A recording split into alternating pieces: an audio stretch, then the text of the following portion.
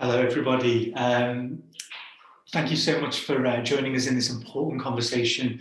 Firstly, just wanted to introduce myself. My name's Kevin Keith, and I'm the chair of the Open Government Network. I've also been working very closely with the OECD Observatory of Public Sector Innovation on this event for actually quite a while, although it came together very quickly at the end, and it absolutely feels as relevant as ever. Actually, when this was first mooted, this idea of what can we learn from the pandemic, it was actually at a time when we were still in the first wave, but there were signs of the first wave reducing. Obviously, we couldn't anticipate a second wave, but we're still very much in the crisis. So whilst this is about learning from the pandemic, we're very aware that we're actually still in the midst of that pandemic.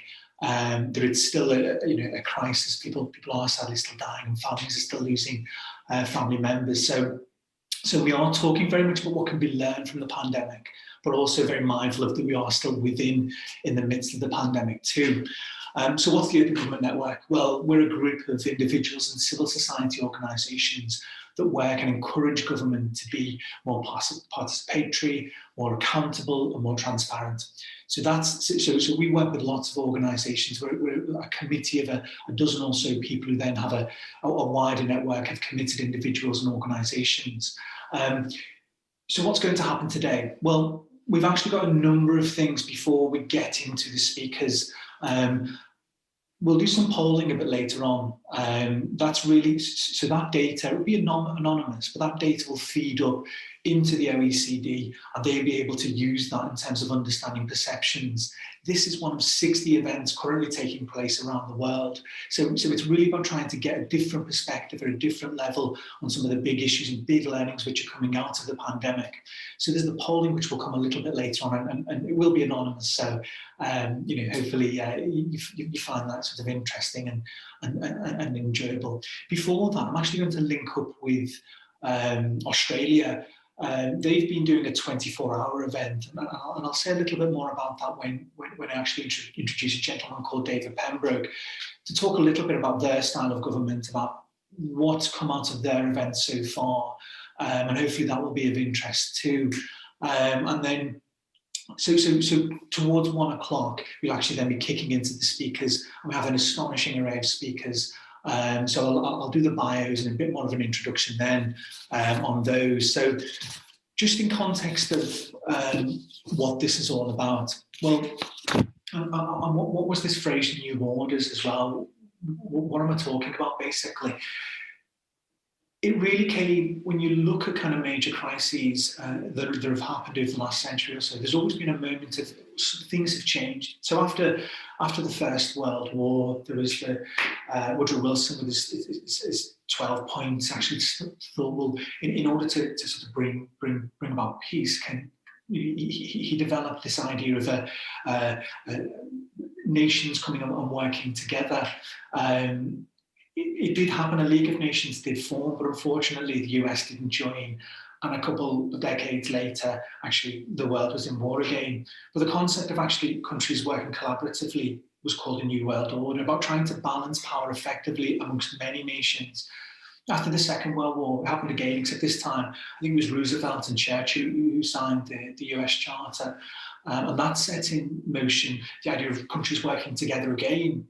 But it led to the creation of the UN and the World Health Organization and WHO. All of those big institutions kind of led to what we call a sort of new world order, balance of power amongst nations. But there was also things which happened within the UK too. So after the Second World War, the key thing that kind of fundamentally changed the relationship between individuals and between the government was the introduction of the welfare state.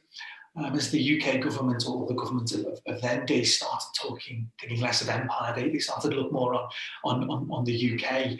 And that was because obviously, with signing the US Charter, they couldn't really sort of still have an empire as well as a UN. And as a result, the welfare state was born and other things as well. And it got me thinking about, got us sort of playing around with this idea of, well, new world, what about a new nation? What's the balance of power in the UK? And so that's really where the phrase new orders came from. How can we actually think about where power lies and how can it influence where we are in the UK? I'm just going to play a very short video. This is actually from the OECD themselves. So bear with me 1 second. I'm going to share my screen, and I should then be able to just play a very quick video.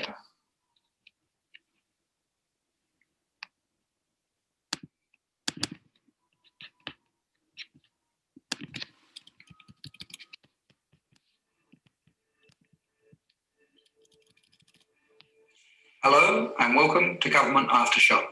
Today, it's really exciting to have you as part of over 45 events happening around the world, looking at what does this crisis reveal about the role and expectations of government, both now and into the future. Now, every event today is taking a different angle, is looking at different issues or different topics, but all share a united focus on our 3 core Government Aftershock questions. What are we going to leave behind? What do we want to keep? And what should we do differently now that we know what we know from 2020? So today you're part of a collective learning exercise where all of these events are going to help feed us insights and experiences about the crisis, about different interpretations of what it means, and help us really understand what this means for government. We're going to take these insights and they're going to help us inform the discussions that are happening tomorrow at the high-level forum to help challenge and prod leaders to think about and articulate how are we going to take the hard-won lessons of 2020 and really integrate them into our work? How are we going to make sure that government really learns from this year? From all of this, we at OPSI and the OECD are going to create a call for action, a provocation for governments, but also for all of us to help articulate and help us all think, what are we going to do differently now? How are we going to take this opportunity, as terrible as it has been, and make sure that we turn government into something better than it was? So thank you again for being part of Government Aftershock. We hope to hear from you about your experience of this event, but also to see you tomorrow at the high-level forum. Thank you.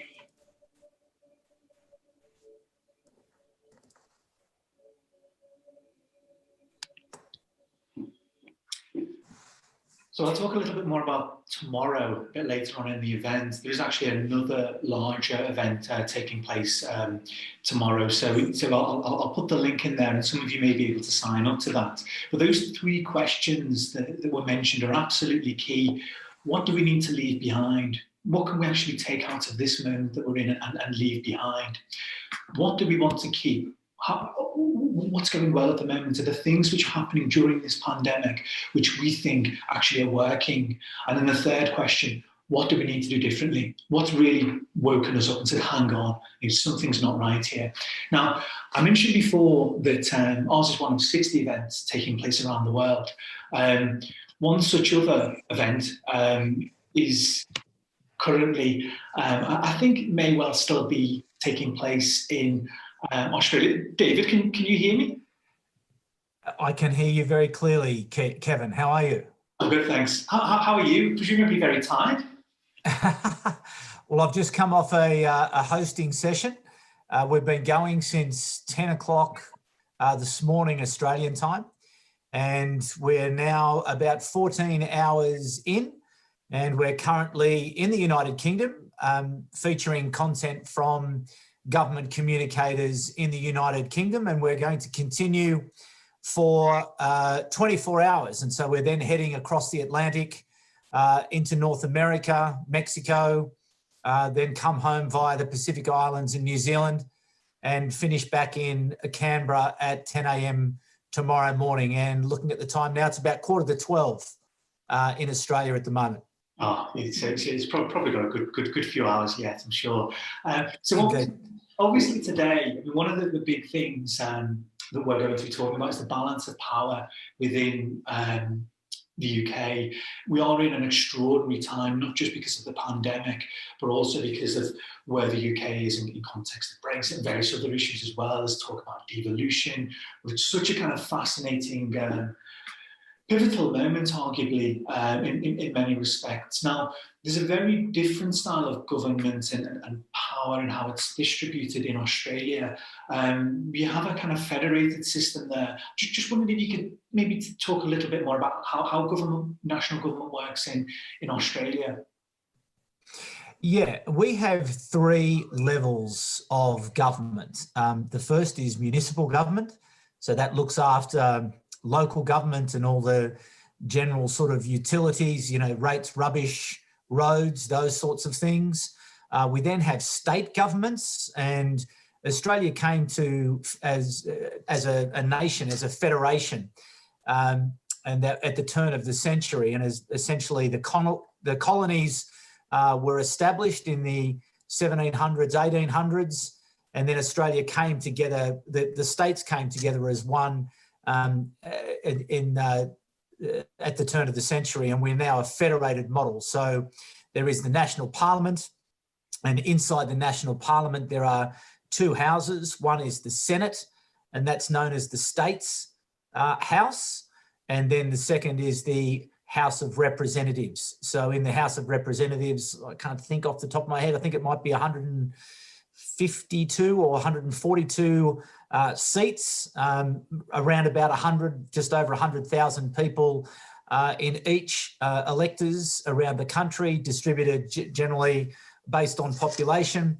And then the state seats, that was based around really giving representation to the states of equal representation. And so they sit as a sort of house of review, but most of the legislative power is certainly, you don't make laws in the Senate, it's a house of review, but you make laws in the House of Representatives, as you well know, Kevin, from the time that you spent here in Australia. Is it much more, would it be fair to say it's much less centralised than in the UK? Obviously, we have our system here with kind of Westminster government. Obviously, you've got it seemed New South Wales, Victoria, the states individually seem to have much more kind of autonomy over the decisions which they take. Is that a fair reflection?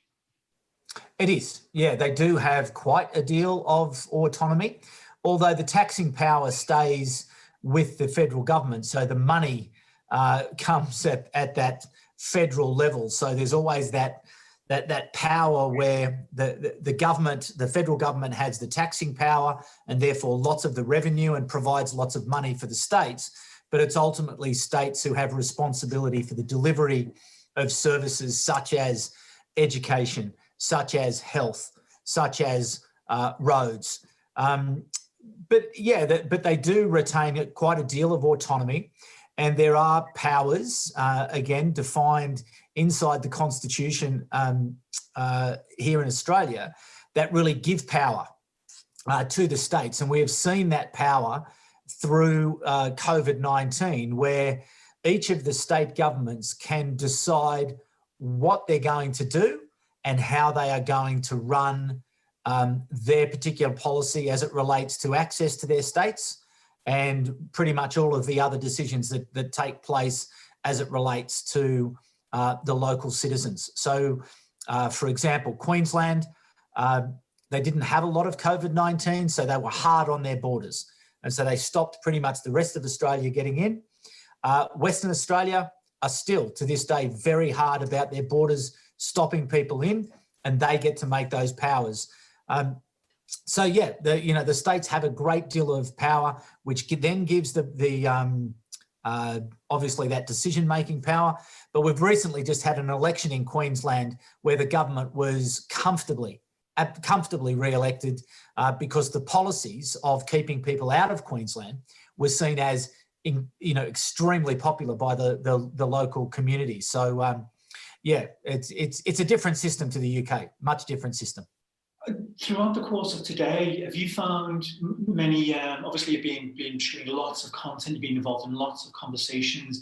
Have you found any specific things jumping out at you in terms of the pandemic and what can be learned about this period of time? Has anything stood out yet, or do you think that's going to come? Well, I think the great learning, and again, this is it's been well observed by many people about the acceleration of digital adoption of technology. And this is everywhere. This is everywhere around the world, that the trend was there, it was happening. But what the pandemic has done is to accelerate that trend. I think McKinsey was saying something like, 5 years of digital transformation in 8 weeks at the beginning of the pandemic. So we have seen this massive change, this massive behavioural change. And so I think it's then what does that mean? And then how are we going to adapt? Because I don't think there's going to be a reversal. So digital transformation was a thing, it was happening, but then it happened very, very quickly, and it's now changed behaviours. And I think one of the things that's coming out of the discussions today is, what does that mean? How, what can we do with that enhanced connectivity in order to deliver better outcomes for citizens? How can we strengthen communities and improve the well-being of citizens through this major change? And I would actually just make an example of the event that we created, much like yourself. We observed, I think around 11 weeks ago, that this government aftershock was going to be a great opportunity to come together to speak about, areas of interest in government, of which most of us are engaged in and interested in. Now, in 11 weeks, we have assembled for this particular GovComms festival 170 speakers from 17 nations, creating over 100 hours of content on 5 stages over a 24-hour period.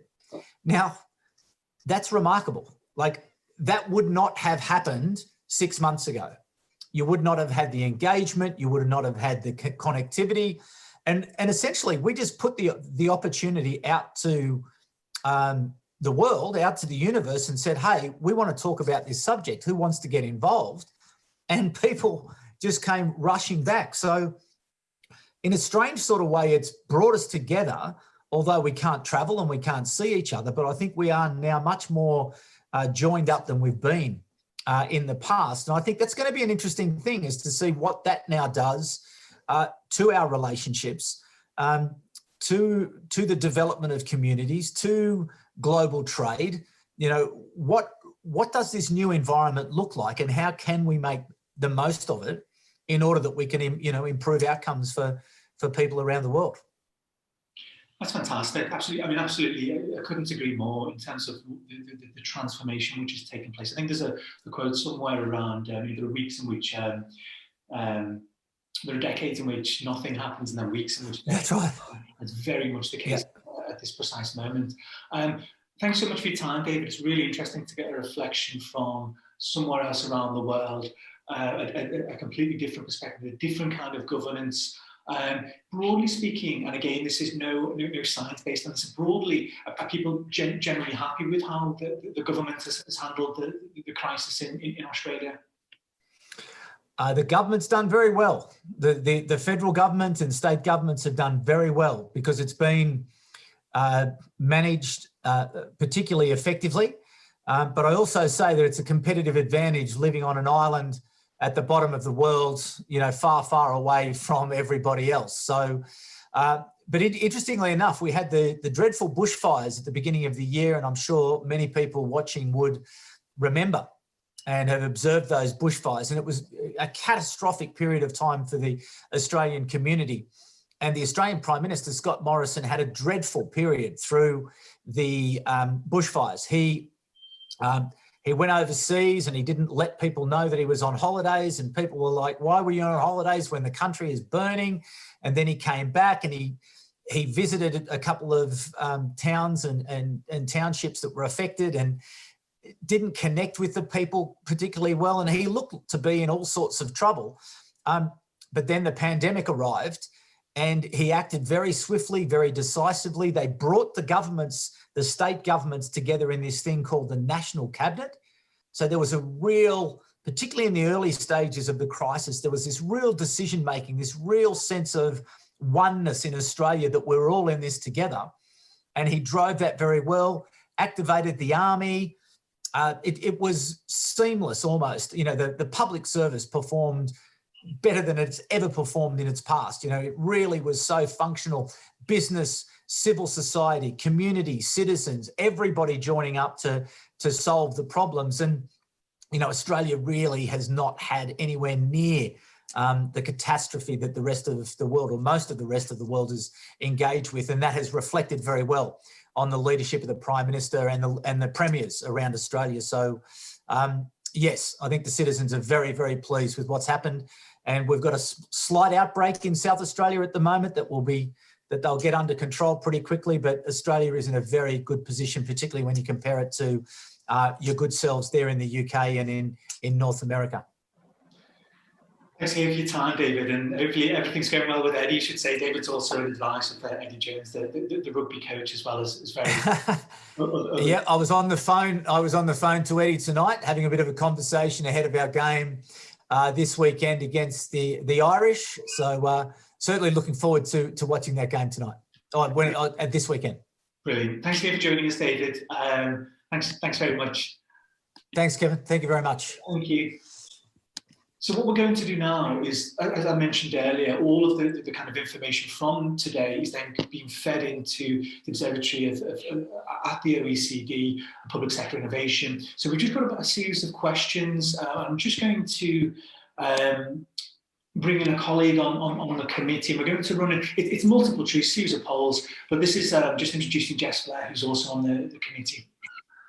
Everyone, I'm Jess Blair. As Kevin said, I'm also on the UK Open Government Network steering committee, and I work for the Electoral Reform Society in Wales, so a bit of a less exciting location coming from me versus Australia. So Kevin's just about to post a short survey. It should have popped up on your screens now, and from this is all anonymous. It's optional, so it's very much up to you whether you take part, and this data will get fed back to the OECD, and we'll discuss it at the end of the session. That should be question one up now. So that's, are you more interested in local politics or national politics? Great. And question two. I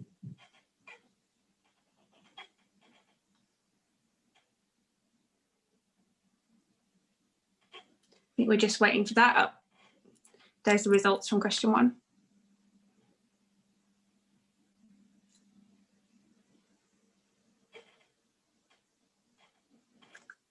So question two, just to brief you in advance while I think we're getting that set up, it's which do you think has the more impact on your life? Decisions made locally or decisions made nationally? So that should be appearing on your screen in just a second, I think. There we go.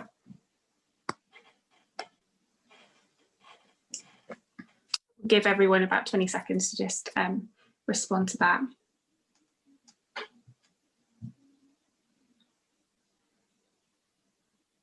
Okay, and question three. So this is around, do you think your region can influence national decision making?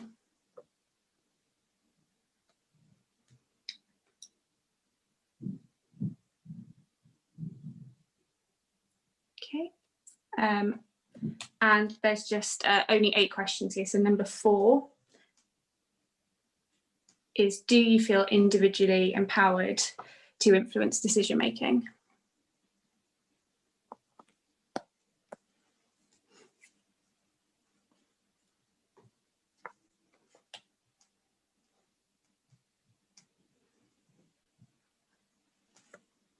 And question 5 is all around whether government must change during because of the pandemic. So during the pandemic, has it become apparent that central or local government must change? Again, these are optional and anonymous, so please do free to not participate or select don't know if you're unsure. And question 6, this is a bit of a longer question in terms of the options, but this is about the biggest barrier to government transformational change. So we've got a few options there: skills, resources, leadership, structures and processes, or you can select all of the above or none of the above. A quick poll. Are you talking about skills, resources, leadership, structure, procedures? all of the above. I think we're just having some speakers, panelists join us as well. Okay, should we go to question 7? So this is our penultimate question, and this is around the kind of legacy of the pandemic and the crisis. So do you think that government will either change its ways of working based on lessons learned or revert to the status quo?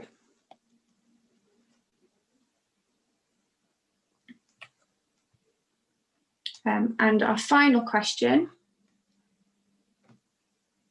is, do you think that COVID is making governments take a more proactive approach to complex challenges that are arising?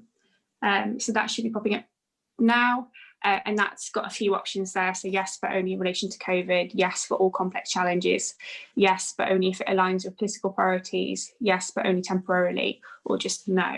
As I said at the beginning, these survey questions will be collated. We'll discuss them after the panelists have each spoken, and they will be sent to the OECD. So thank you all for taking part in those. I hope you found them helpful. It's really good, I think, to get a sample of what the participants in this call actually make of everything that's going on and get a sense of priorities too. So thanks.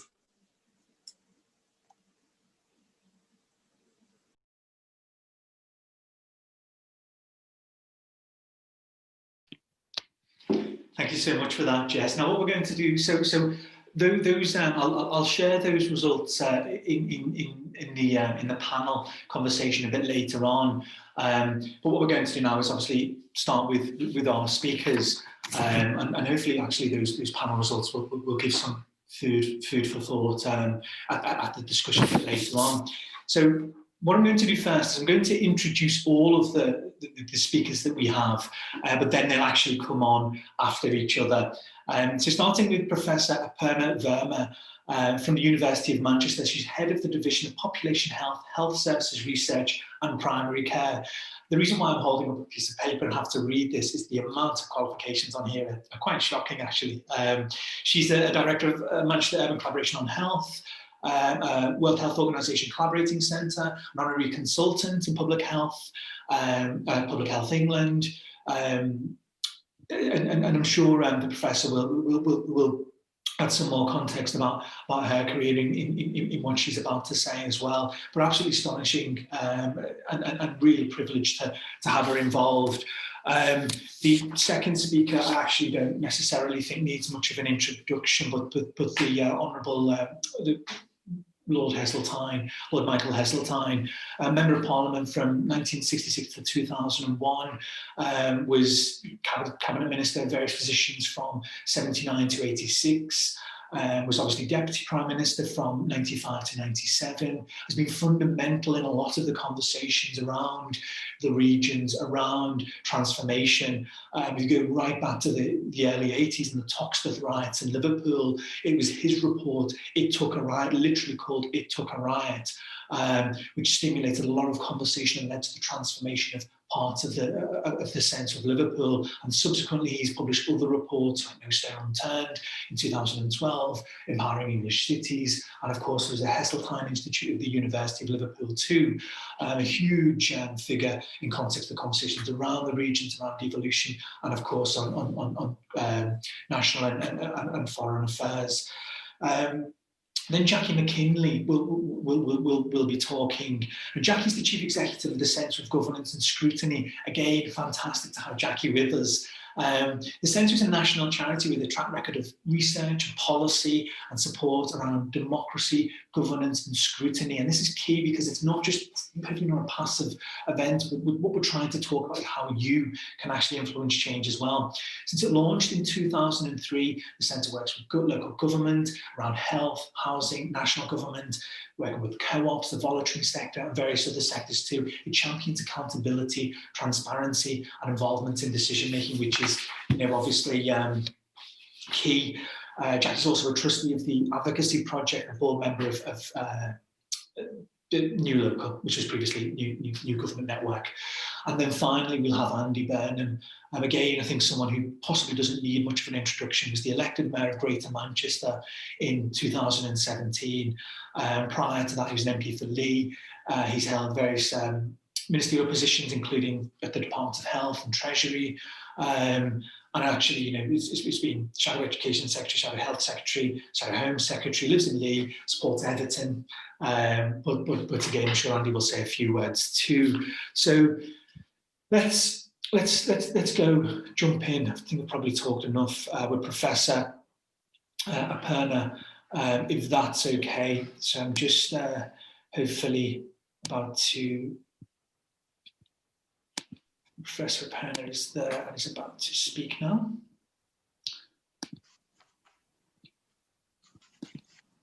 Hi, Kevin. Hi, you okay? I can't see you, but I can hear you.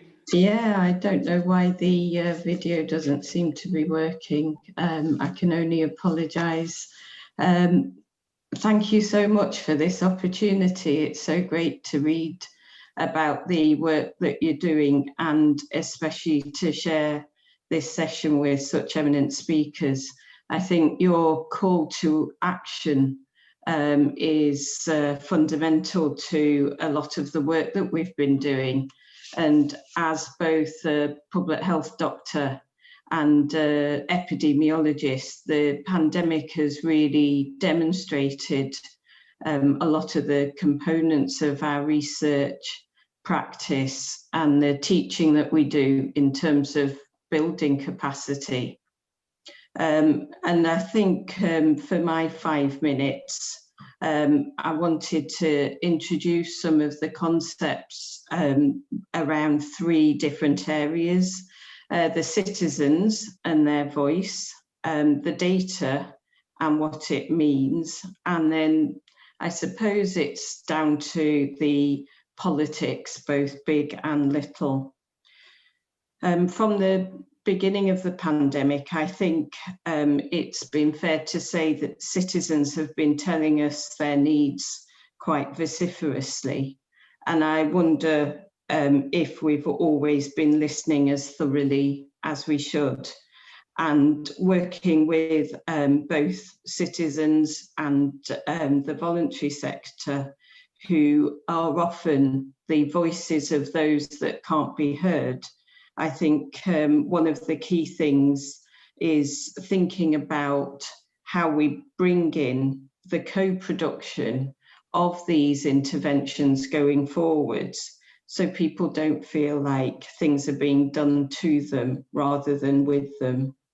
And seeing the pandemic through their eyes, whether it's those people on 0-hour contracts in precarious work that are actually supplying our essential services, all the way through to thinking about how we actually do the messaging for behaviour change.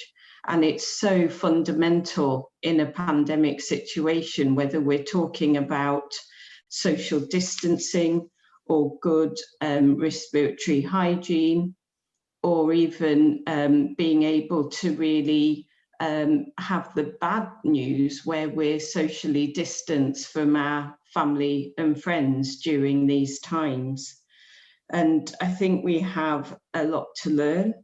I think where we come from, supportive and very integrated families that are really noticing the fact that they can't see their loved one in a nursing home, or down to those people where we're not able to look after them because we haven't necessarily identified them. I think there's lots of components of the pandemic that has demonstrated fantastic community support for those people that are in need, all the way through to being able to think through some of the messaging that things like social influencers are able to do, that we perhaps need to learn from, but always listening. The second thing was the data. So I'm an urban health researcher, and I think one of the key things that we've been working with both the OECD and other partners on is the use of data. And I think there's been a lot of work on big data, but I'm here for a plea for small to medium data. I think this is where the key information lies that can help with policy, with practice, and more importantly, with planning.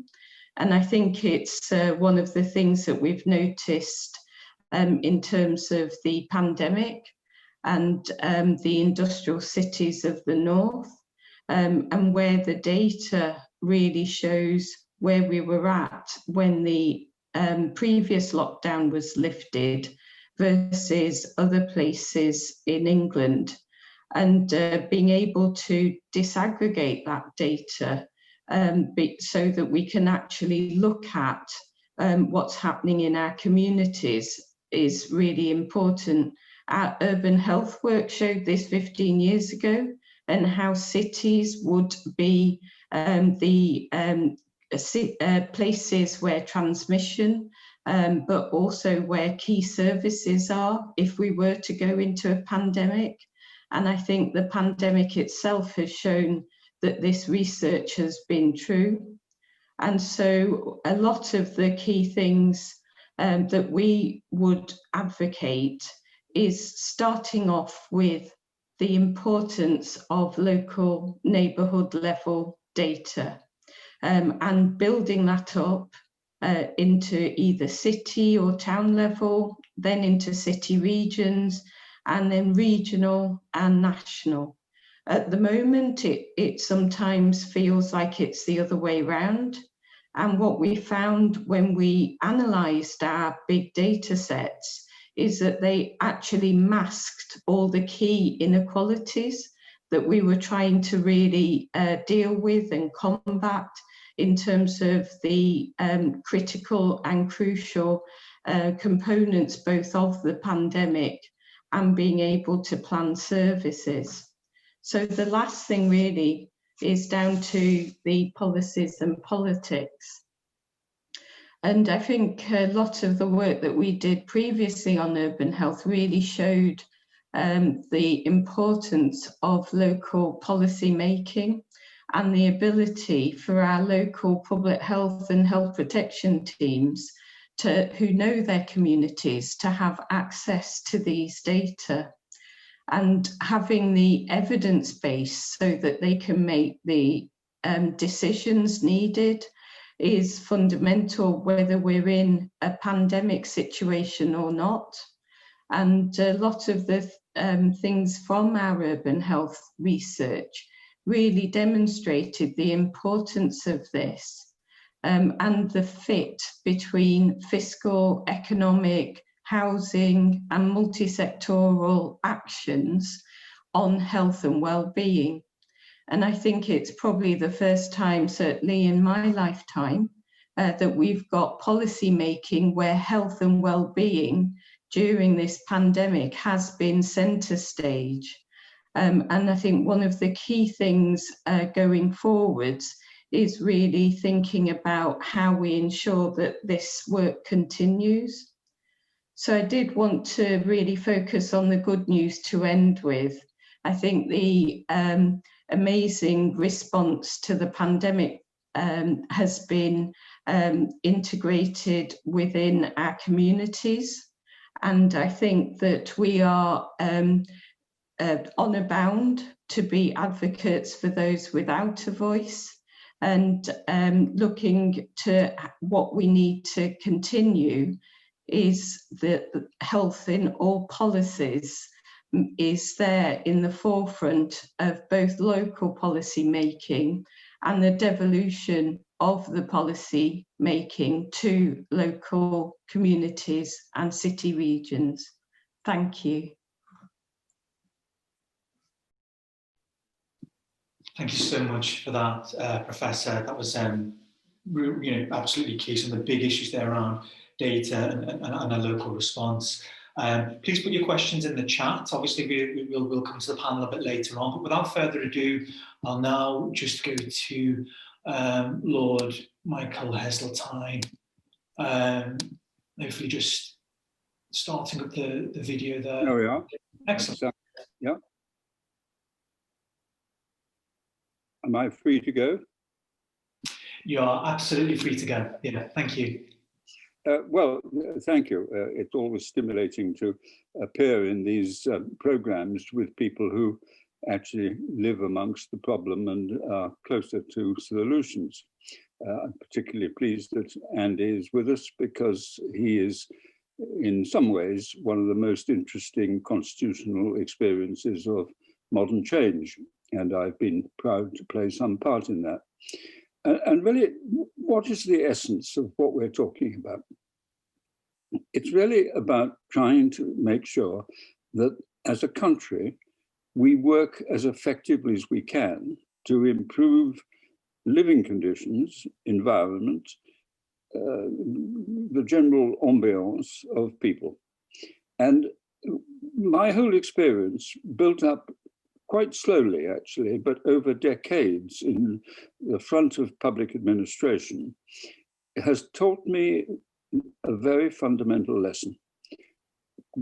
London and the power baronies of Whitehall are too powerful, too remote, and too disjointed to really grip and lead the diverse qualities and talents of the local economies.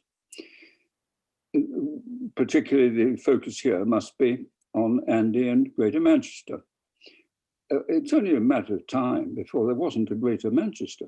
There were a lot of associated towns, independent with their own councils. I see Manchester as the leader of the pack in this sense, that for interesting reasons, they coordinated their endeavours more effectively than any other part of England before the big leap forward of an elected mayor. And my association with Manchester was quite deep, as a matter of fact, although your introduction centred on Liverpool. But the first thing you know is that Liverpool and Manchester are not the same cities. They are not based with the same strengths. They haven't the same opportunities. They haven't the same skills needs. They are very close, but very different. And so if you are sitting in London making decisions about what should happen, how do you vary the requirements of Manchester and Liverpool? But of course, you'll immediately say to me, but that's only a small part of the English scene. And you're right. So the question becomes wider and more urgent. How in London do you sit there and say, I have a policy, and here in Plymouth and in Bristol and in the Oxford-Cambridge link and in Newcastle and on Tees Valley and in Liverpool and Manchester, here is my solution. How do you do that with any sense of credibility to the local people concerned? But that's what we do. But it's worse than that, because it isn't as though London has sat there and brought together all its colleagues. Sorry, I must kill. Oh, sorry, it's dead. It isn't as though London has brought together its ministerial colleagues and their official advisors and said, how do we approach the issues of Manchester? I'm afraid it's much more divided than that. The Ministry of Transport says, I have a budget, and this is how I'm going to approve the components of my budget. And the Home Office has a policy for the police and for criminals. The Housing Minister has a housing policy. And there is no coordination between them at a national level, let alone at a local Manchester level. And indeed, it is worse than that, because there are all sorts of outposts of those central government departments dotted around the place. If you go to Manchester, there will be 5 or 6 different government offices of transport, of housing, of whatever it may be. But they're not in the same building, and there's no one in charge coordinating them. And so if Andy wants to pursue a policy for Manchester, first thing he has to get hold of is a telephone directory and say, oh, well, now I will ring the Ministry of Transport, I will ring the Minister of Housing, And they, of course, will all have their specialist expertise on their subjects, but they won't know the first thing about the rest of the interface that is crucial to Andy's decision-making. So that leads to my absolutely clear view that what we actually need is to devolve power back closer to the real economies. Now, Manchester, the Greater Manchester, is a real economy. They have huge things in common, huge strengths, huge opportunities, which they are better able to serve together and locally led. Liverpool is different, Newcastle is different, and so on. And so I am not taking part in this program as an advocate for the North. I am taking part as an advocate for devolution to involve the whole of England. And I, of course, am much influenced with the fact that an economy smaller than Manchester, let's take Scotland, actually has much more power than Manchester. And I find this an extraordinary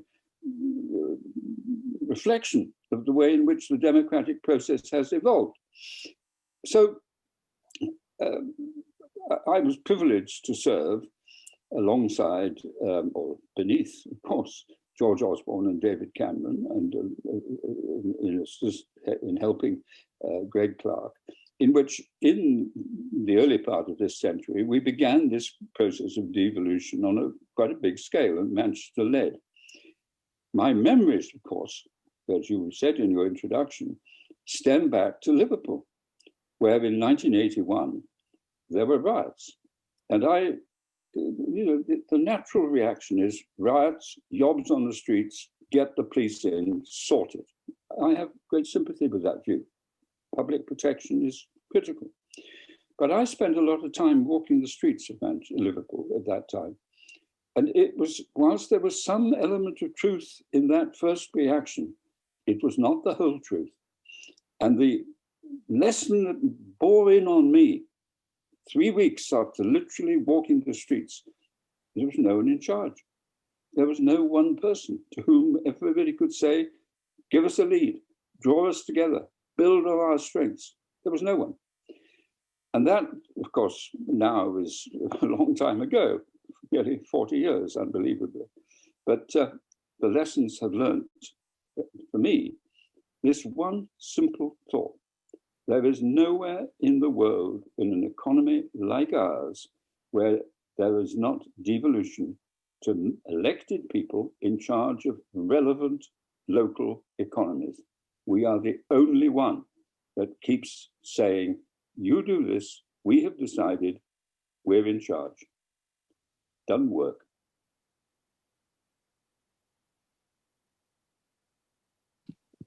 Thank you. Thank you so much for that, Lord Heseltine. Busy making notes there as we went through. So obviously we'll come back for a panel discussion. Keep your questions coming in the Q&A. And you can actually upvote questions as well. It makes it much easier for me as the host to see those. So we'll come back to Lord Heseltine in just a while, but moving on to our next speaker, Jacqui McKinlay. Thanks, Kevin, and good afternoon, everyone. Really pleased to be able to join you today for what feels like a very timely and important discussion. And I think I could have carried on listening to Lord Heseltine for a lot longer than the time we were permitted on that subject.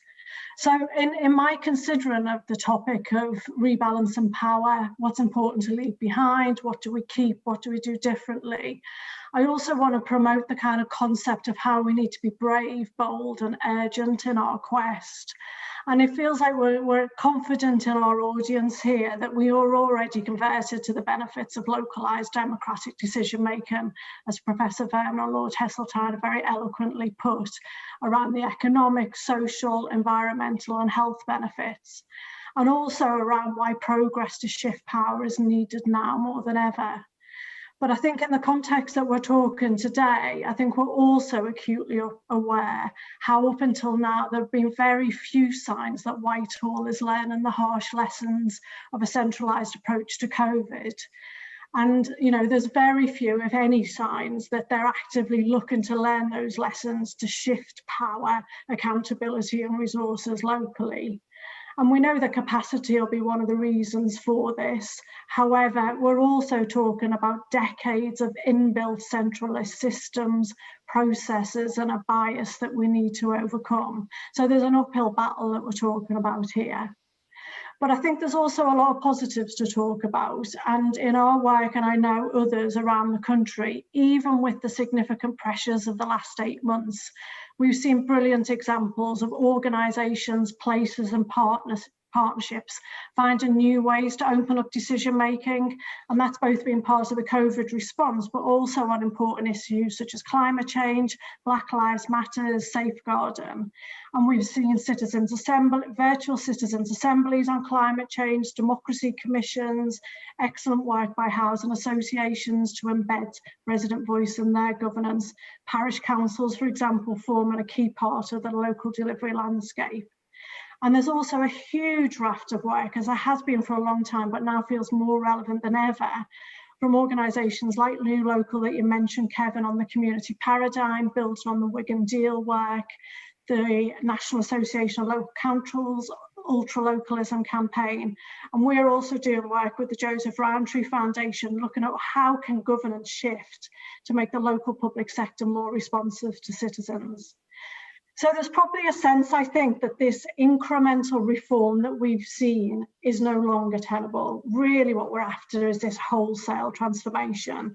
And I think in the spirit of being bold, brave and urgent, there's 3 kind of asks that I'd like to contribute today. The first is about increasing trust by changing the narrative. I think we know that the institutions, workplaces that are going to survive and thrive in the future are those that prioritise transparency, a strong commitment to ethical and environmental standards, and really have diversity and inclusion as part of their DNA. And I think this positive narrative now needs to extend to how we're governed. It feels like we've had this competitive language of them and us. When it comes to central versus local, it's all about conceding power. And that's a reluctant conceding of power, and happens in an environment of scarce resource being given out, limited powers, deal-like fashion. And I think we need this move, as Professor Verma was saying, to this kind of sense of a real shared view that the challenges of the future are not going to be solved by an all-knowing centralised government.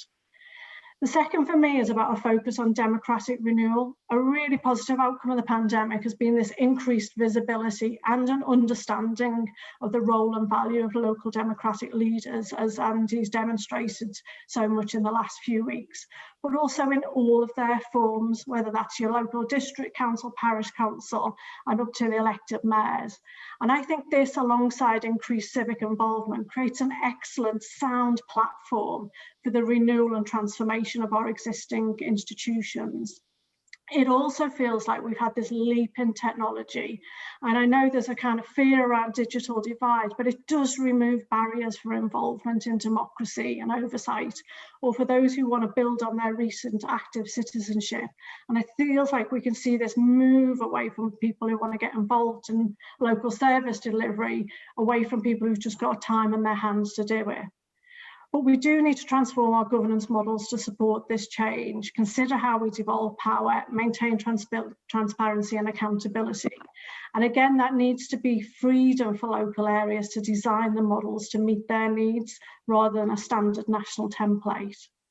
And my final plea is one to make this happen sooner rather than later. The government's got so many opportunities to change the narrative, and maybe a change in the communication staff will help with that. But it could really signal a change that's happening here. We're awaiting patiently the devolution white paper, and what we would like to see with that is, rather than imposing structures in a deal-making context, it can give local areas the space to transform their structures and find new ways to encompassing an increasing role for communities. And we also need to invest to remove the spectre and distraction of bankruptcy, which we've seen from Croydon Council recently. A lot of other areas are battling with this at the moment. So we want to see local leaders who can able to manage their local areas in a way where they are facilitators and guarantors of services and not necessarily always being direct providers. And we also need to see regulators and other bodies that form that kind of local central infrastructure adapt to support the approach. And then a final plug, because I'm here, around governance and scrutiny. We have to put transparency and involvement at the heart of what we're doing. And that needs new models of scrutiny, not ones that are there to show up problems and pass on blame, but designed to add value and give the public, as well as local and national leaders, assurance of value for money and impact. Thank you. Thank you so much, Jacqui. A lot to take in there. Some excellent points, which I'm sure we'll pick up in the panel. So thank you very much for that. I'll now just move to our final speaker. Hopefully, he's just in the process of unmuting Andy Burnham. Thanks very much. Great to follow Jacqui, and as Jacqui said, Michael as well. I was the same. I was hanging on every word, and I think it's worth me just saying at the start of this that we know in the Northwest how much cause we have to be grateful to Lord Heseltine, because I think the more I understand of that period of history, I was young at the time when Michael was in Liverpool and doing the work that he did. I've come to learn more about it, particularly the fact that were it not for him, the Albert Dock would be a concrete multi-storey car park today if he hadn't intervened. I think we've understood more the massive difference that he made. And I guess the reason why, from different political sort of starting points, Michael and I are saying something similar, I suppose is because I had a similar experience to him in a different cabinet almost 20 years later, no longer, 30 years later, where I went to Liverpool on the 20th anniversary of Hillsborough, and knew in my heart what people there were feeling.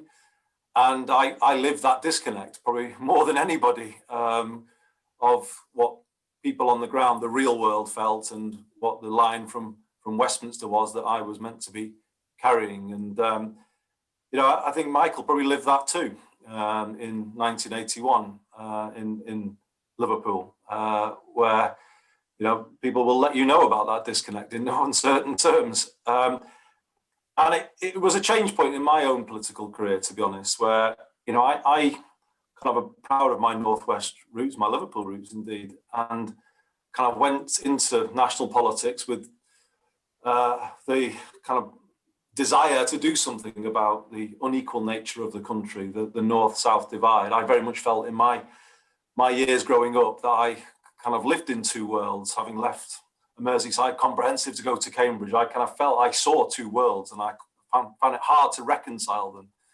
And in many ways, that's defined my political life. When I finally arrived in Westminster, I just realised that I could never really challenge it from within that system, because I'm afraid to say it in these terms, but the bias against the North, and for the North, you could read other regions actually. I just talk about the North because it's what I know and what I care passionately about. But you couldn't. I mean, how can you challenge it? It's so hardwired into the British political system, and there is a kind of a snobbery about the regions in that system, both in Whitehall and in Westminster. It's impossible in many ways to change it. But then, if you kind of go beyond the regional dimension and just look at the way in which we run the country, as I think as Michael was touching on, too powerful, I think was the word that he was saying, the power was taken out of local government. If local government had power, it was actually hoovered out by successive governments, including the one that I was in. Local government was left fairly degraded, really, by the experience of the 80s, 90s, and the last decade. So kind of power has even been centralised, even in, if you set aside devolution to Scotland, Wales, Northern Ireland, it's been centralised more. I often talk about the difference between my old job as health secretary and my current job as mayor of Greater Manchester, with a degree of health devolution. I often describe it as this, in my old job, I could see numbers, not names. And in my current job, I can see names, not numbers. And I can't tell you what a world of difference there is between those two things. When you start from place and sort of build upwards, it's just a completely different ball game to the kind of current way of running the country, which is, you know, these fiefdoms, which are our government Whitehall departments, policy citadels, and people in there with those telescopes trying to look out to the country, and they can only see those numbers. They can't see the reality of life as it's lived in the diverse parts of England. And that's a very important point Lord Heseltine made. You know, England is not one at all. It's a very different collection of regions. And then, of course, when you build in the UK, I mean, how can you run a country as diverse as the UK, and all from one postcode, SW1A, and expect to make sense of it all? You can't. But I think we felt the limitations of that approach this year more than we've ever felt it before. The limitations of top-down, centralising decision-making. I think we have seen how it doesn't deliver for people. I'd be the first to say, you know, I have sympathy for the position the government has found itself in. I dealt with a pandemic in 2009 of a much milder variety. It didn't have the same economic crisis around it. Even that tested me. So I do have some sympathy for them. But actually, in those circumstances, the best thing they could have done earlier this year was to localise rather than to centralise. If they'd shared the burden of decision-making, shared responsibility and the accountability that came with that, I think it would have been the best thing that they could have done. You know, if you just consider an alternative scenario here where they hadn't stood down local testing in, I think as early as February, where the test and trace system in its totality was seen from the beginning as a local operation, building up the public health teams that already exist. I mean, the difference is this: if you then sort of take those different policy approaches, you know, a centralized system that is brought in from the outside versus building up a localized system that is on pre-existing expertise. The difference now for us would be that, you know, we would have local teams knocking on doors, doing the contact tracing and helping people to isolate. It'd be one conversation with the household, and, you know, very practical and face-to-face. The difference is you go down the centralizing top-down approach, you end up with a call center-based operation that doesn't join the dots on the ground. I mean, this is a very practical example of why decision-making of the kind we've got doesn't work. You know, we are frustrated here in Greater Manchester that where somebody tests positive and they give the names of their contacts, let's say the 4 of them, and they tend to be within the same household, the national system will start making individual phone calls to all of those people rather than, as I say, joining the dots. And it's just a small microcosm of how this approach to life doesn't work. So the opportunity of devolution is obviously to start from place, break down those silos, and start to come up with solutions that are right for people in the areas that they live. I think the other thing that's come out this year is not just we've seen the limitations of the Whitehall approach per se. It's also shown how that approach has delivered quite an unequal country that has been more exposed to COVID in many ways the further away from Whitehall that you get, certainly across the north. You know, that failure to treat all regions equally over many decades, I think, left some communities more at risk to COVID than others. But actually, still what we saw was a failure to fully understand that in Whitehall. So the big debate I had with the government about public support during the Tier 3 discussions was because we have a more fragile economy here. You cannot close down pubs and bookmakers and bingo halls without seriously impacting on some of the least affluent members of our city region.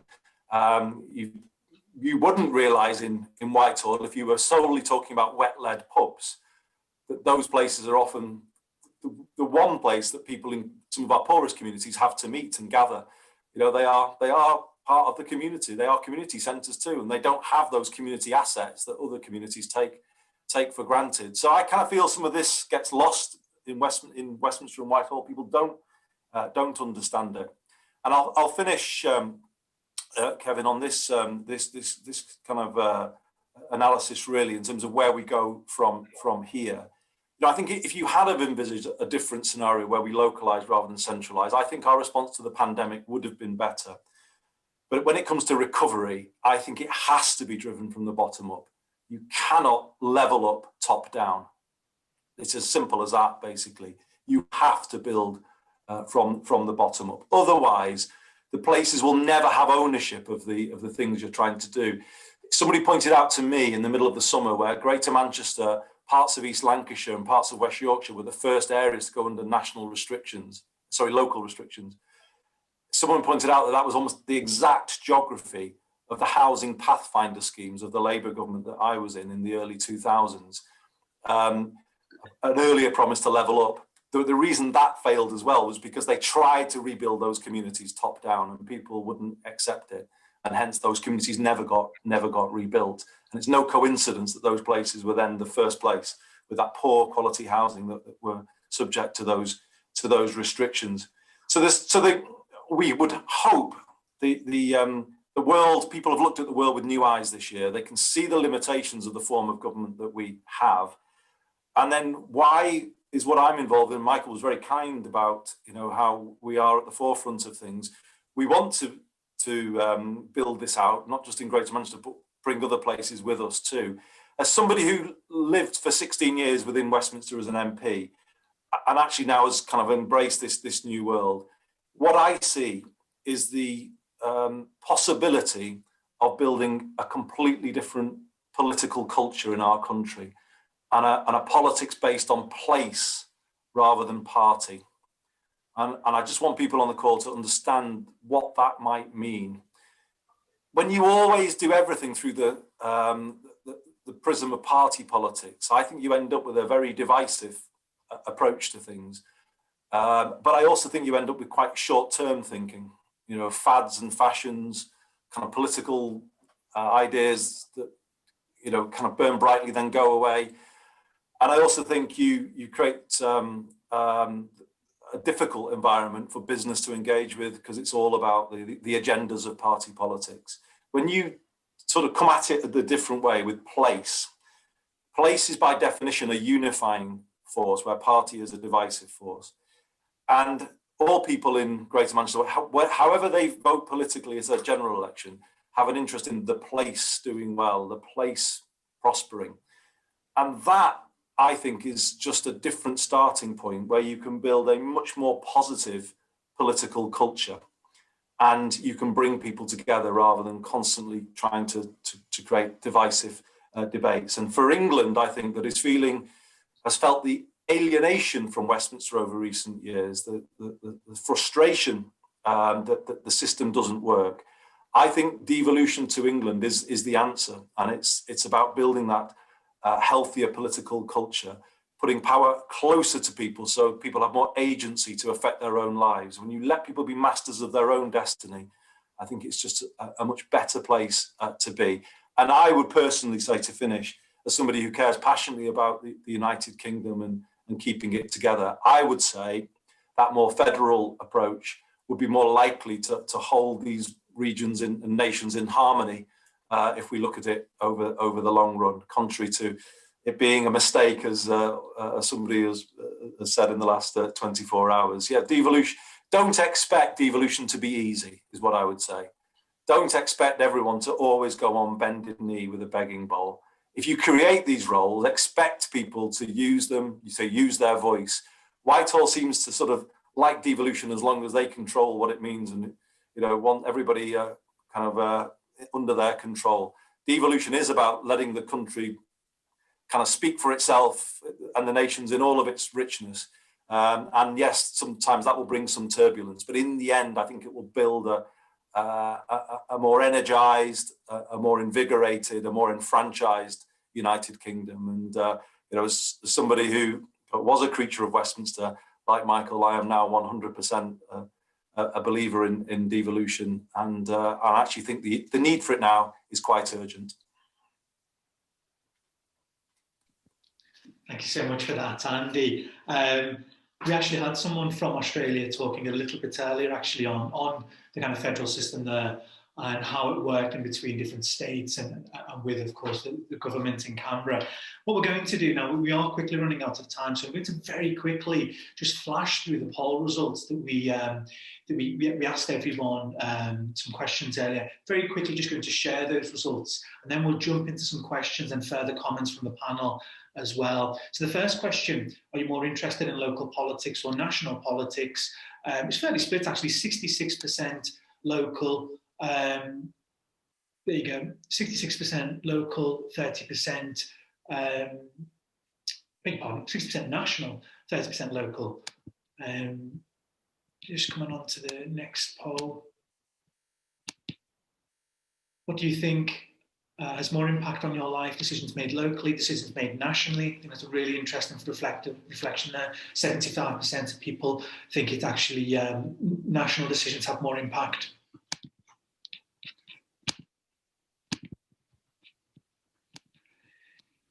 Do you think your region can influence national decision making? No, 36%. Again, very interesting in context of the conversation. Yes, 58%.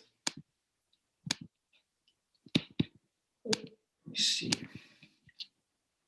Is it in context of what some of the things that Jacqui was talking about around citizen assemblies, various other forms of to the democratic processes? Do you individually feel empowered to influence decision making? 70% no.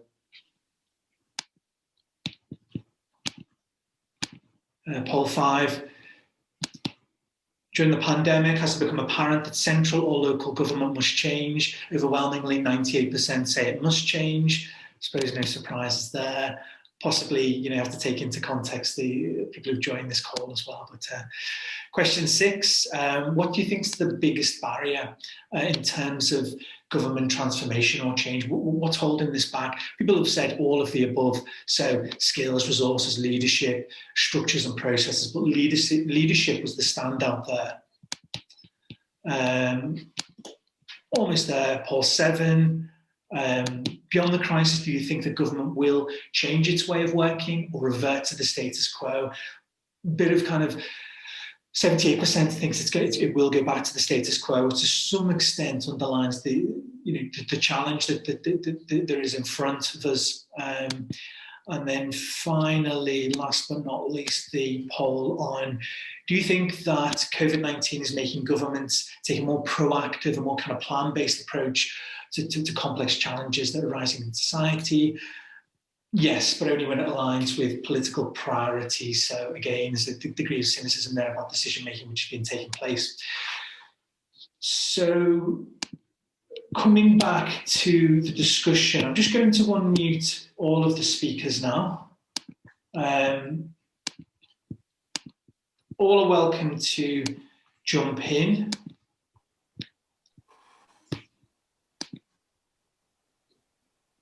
There we go. I think just waiting for Jacqui now to unmute. So we've had quite a number of questions through. I suppose just to kick things off, one of the key things about government aftershock and the learnings from this go to the Observatory and will feed into a call to action from the OECD. But one of the key learnings is actually whether this moment in time during the pandemic could be the catalyst for change. Just wondered if the panel thinks that there are long-standing issues with regards to devolution, over-centralisation. We've sort of compounded over the last 6 months. But do you feel that now is the time? Is it presenting itself as an opportunity for change when, do you think that obviously some people in terms of on the call are still quite cynical and feel it will revert to the status quo? Is now the time to drive change? And if so, is there any one thing, one lever that can be pulled to make that happen?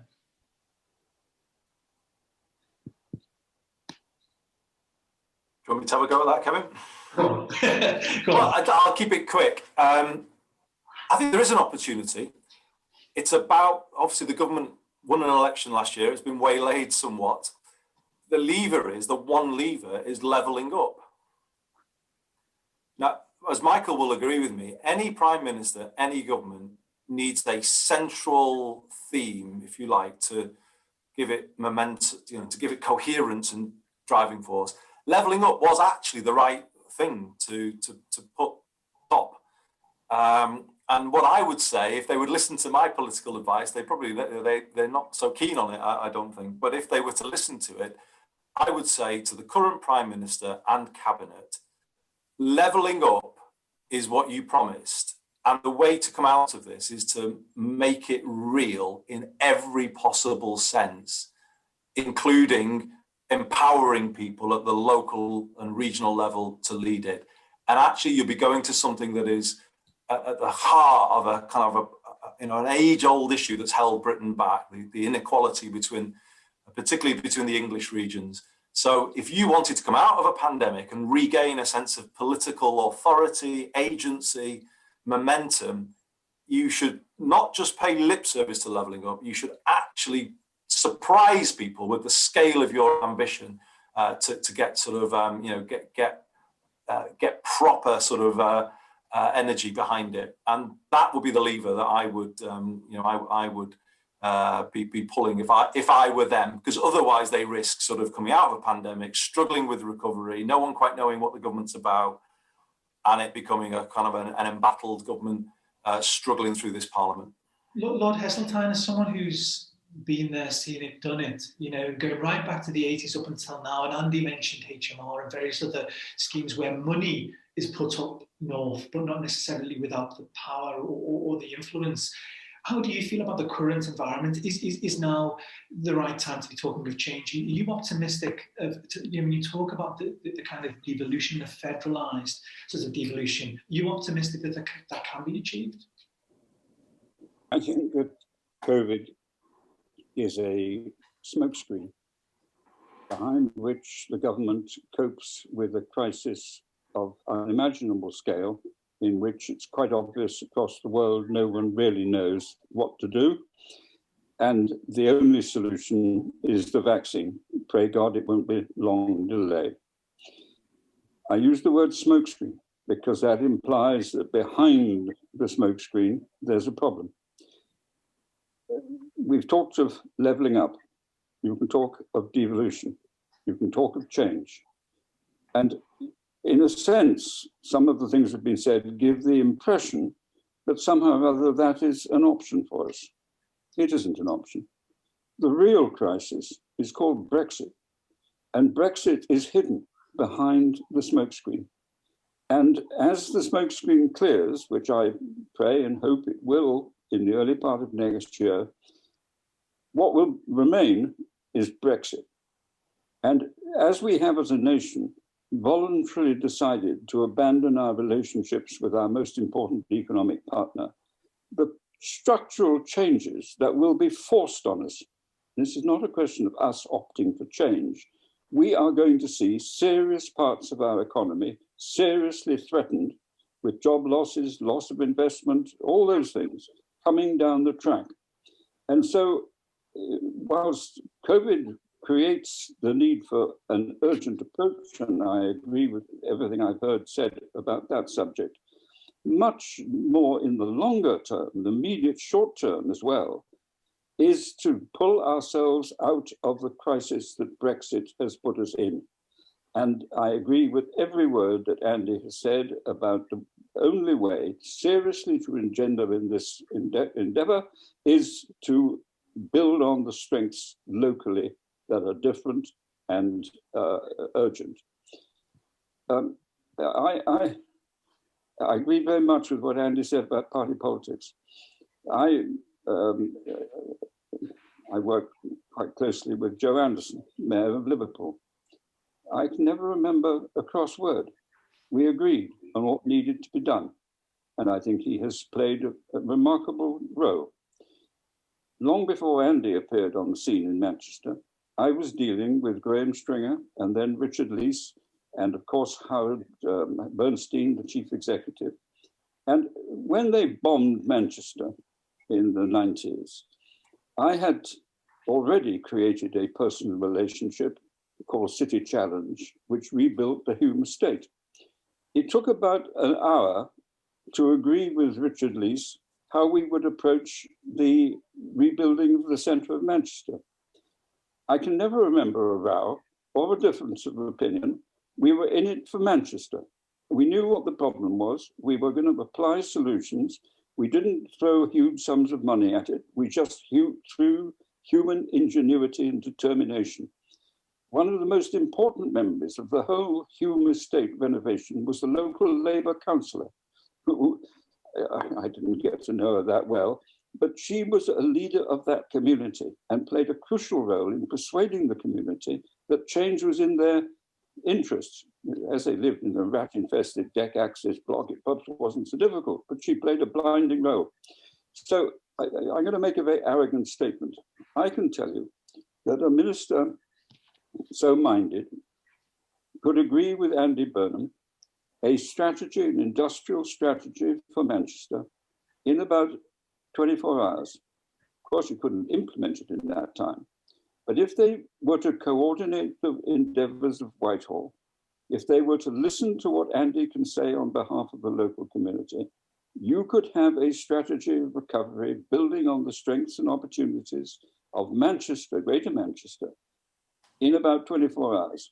Everyone knows what needs to be done. No one is doing it on anything like the scale.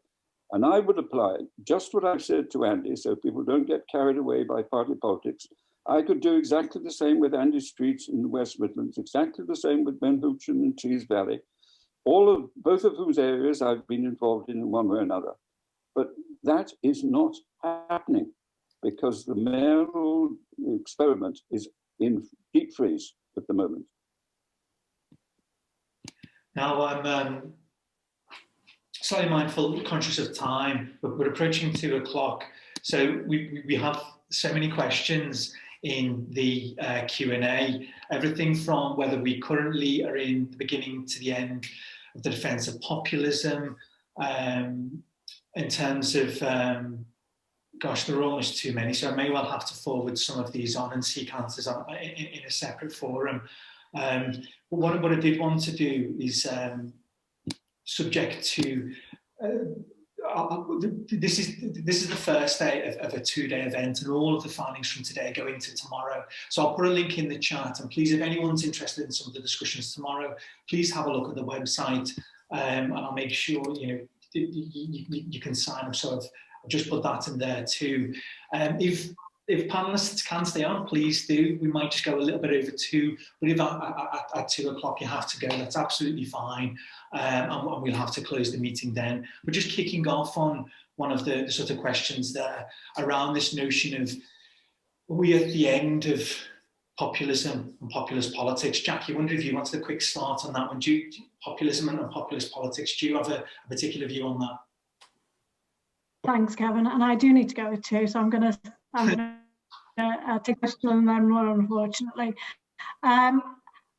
I think we would be naive and foolish if we thought and got the anti-populist because it can't go and falls into a Westminster narrative, a liberal media narrative, etc., etc. So, you know, I think for me, I hope and that we're entering into a time of more mature conversations, a recognition of what it takes to deal with complex problems.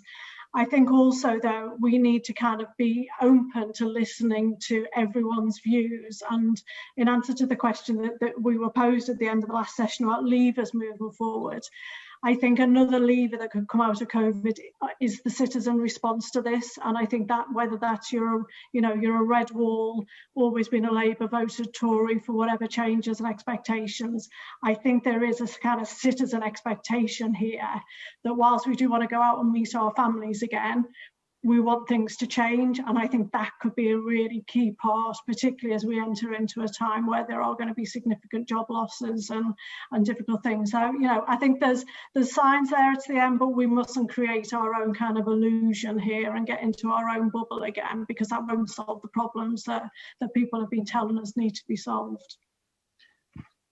Thank you, Jacqui. And just wanted to, Professor Arpana, you were talking about data as being a noticeable issue, which is the requirement to have localized data. There's a question on here about the other kind of challenge being the climate change and ecological breakdown. I suppose, and Lord Heseltine talked about Brexit. So there's lots of other things which are in the ecosystem.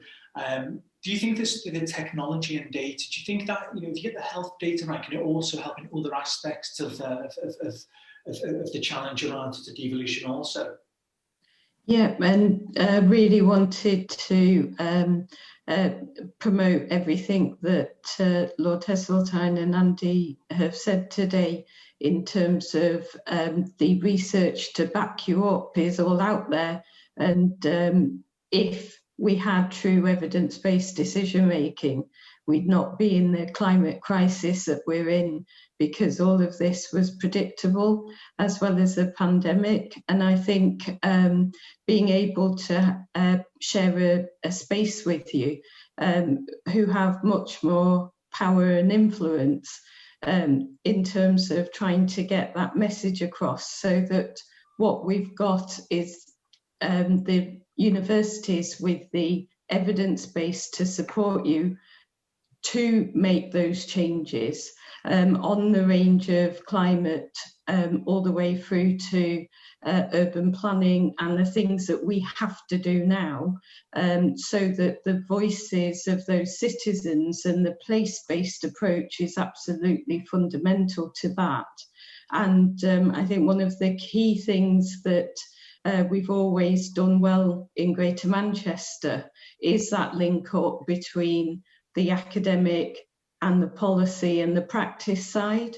And I would hate to lose that. And that would be the plea for devolution, because we have this fantastic partnership, the strength within our ecosystem for being able to do the whole circuit, from understanding what the problem is, working out the solutions that are based around co-production with our communities, and then evaluating and seeing if it works or not.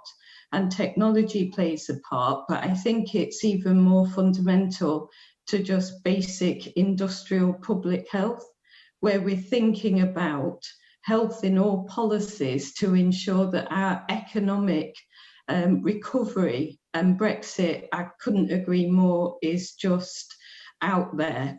And we need to make plans for that from the 1st of January, what could cripple us in the same way as coronavirus has. And just agree with that bottom-up approach to be able to address these massive global issues. Because without that, I think all you're ending up doing is repeating past mistakes. And we've got a lot to learn from our industrial past, especially the cities of the north, and being able to really build that infrastructure so we can affect change at a global level. And one of the key things about public health, I think, is that ability to think through everything from the social, the political, the economic, and how you put that into an individual sphere. And the fact that it's all those things that will affect how people behave. So we're not going to influence climate change without changing all those key components of our ecosystem. But the thing is, we have that power, and we have to empower our communities by being that voice going forwards. And I think that's one of the key things for the call to action, is making that change now, because we can't wait for anyone else to do it. Thanks so much, Professor. Now, I'm very conscious of the panel's time. I'll just pass to each of them quickly if they want to say a few words, and then obviously free to log off. I'll start with you, Andy, if you just want to say a few words. Well, it's been a great discussion, Kevin. You know, I kind of take a lot from discussions like this. You know, it is hard at times, as I think Michael was saying. You know, the mayoral model kind of is prominent, but you know, we would like it to be moving forward more quickly. But obviously, I take encouragement from what I've just heard Arpana say. I mean, I completely agree. It is about everyone demanding it now. It's about, I think the North is becoming more assertive. I think we are becoming clearer about what we want. And I think it is really important now that we don't lose the momentum that we're building. I want to go back to something Michael said about, you know, the more grown-up nature of politics outside of Westminster. You know, people do just sit down and agree in the way that he was describing with Richard Lees or with Joe Anderson. And in Westminster, you've got the narcissism of small differences that people seize upon to try and score points, and scoring points. What I discovered when you go into Westminster is, because you're told how to vote, so you can't you can't sort of do what you want to do through, you're just told what to do. And so point scoring becomes the way in which people climb the greasy pole. So that's the stock, that's the currency of Westminster, seizing on the sort of pettiness of politics and the point scoring side of it. And actually what you get when you come out of it, you see it more clearly when you're out of it. You get a much more pragmatic, problem-solving approach. And it's why being so dependent on a system that is based on the divides of party and all of the problems that comes with that means that we are really creating a seriously dysfunctional political culture in this country. And it really, the public are demanding that politicians change it. Actually, if you listen to them, they're wrapped up in the Brexit vote, whatever we think about that, they were saying that this system doesn't work for me, and we want something different. So, I think, the public are asking for a different approach to politics. I think devolution is clearly the answer. It seems to me, and I think if we were to embrace it fully, English cities, and Lord Heseltine wrote a report to this effect, would actually start to sort of punch their weight on the world stage. At the moment they're held back, the English cities outside of London. Even London doesn't fully punch its weight. If you look around the world, second cities like Manchester, they are so much more able, like Barcelona or Lyon or wherever, to do more for themselves. English cities are sort of kind of shackled by Whitehall and Westminster, but that holds the country back actually in the end. And I just think you've got to remove these shackles and let them be everything that they can be. And to be honest with you, Arpana's so right. Universities get a major benefit from devolution. When you start to link universities into local and regional policy, the whole thing kind of really, it gingers up the whole regional kind of public life. And that's what we need to do. And it's clear. And, I just want to say I take encouragement from chats like this. And I'm sorry I've got to leave you now, Kevin, but thank you thanks for letting me be a part of it. Yeah, no, thanks so much for your time. It's been absolutely brilliant. Lord Heseltine, do you have any final comments? Oh, there's always a danger one repeats oneself. And the fact is that I did write the report empowering English cities that Andy referred to. And one of the things that I included in it is it should be the duty of the elected mayors to report every year on the condition of the people. And this goes very much to the Professor's points, that in the end, you need to know about what life is like for everybody. And of course, it embraces health and embraces education and all of these things. And then you can really begin to understand what needs to be done, if anything needs to be done. But of course, we don't think like that. There isn't such a study in public terms by the government, but I think it should be done locally for all obvious reasons.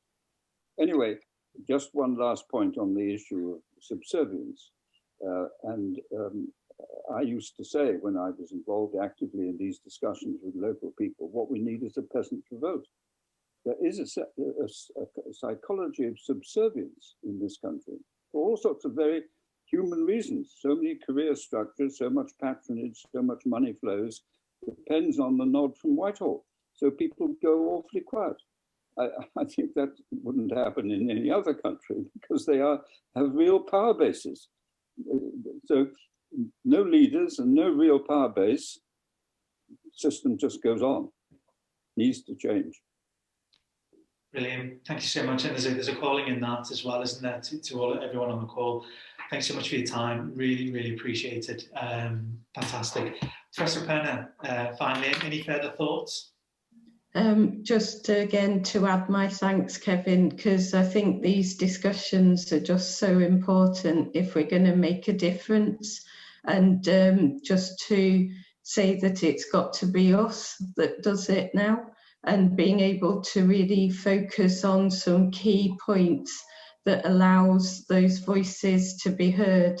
is just so fundamental, whether we're talking about climate change or your local environment in terms of the housing or the food that you're able to buy to keep yourself and your family well. It's just so fundamental to the way that we are now approaching health and well-being, and hopefully the key thing will be health in all policies and getting all policies to think about health and that evidence base behind it all. Thank you. Thank you so much, Professor Arpana. Just brilliant, fantastic, so much for your time.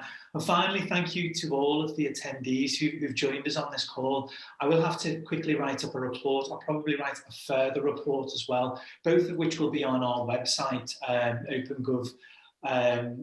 So look out for that. We'll put it on the Twitter feed as well. But the first one's a brief kind of synopsis of everything we've talked about and the data from the polling as well, which I'll feed in. Don't forget about day 2. You can go to the website and sign on if any of the speakers there take your interest. Again, thank you so much for being involved. I'm taking time out of your day to get involved in this discussion. Clearly could have spent hours talking about this, but I suppose we all have to crack on now. But thanks again, and thanks for being part of this.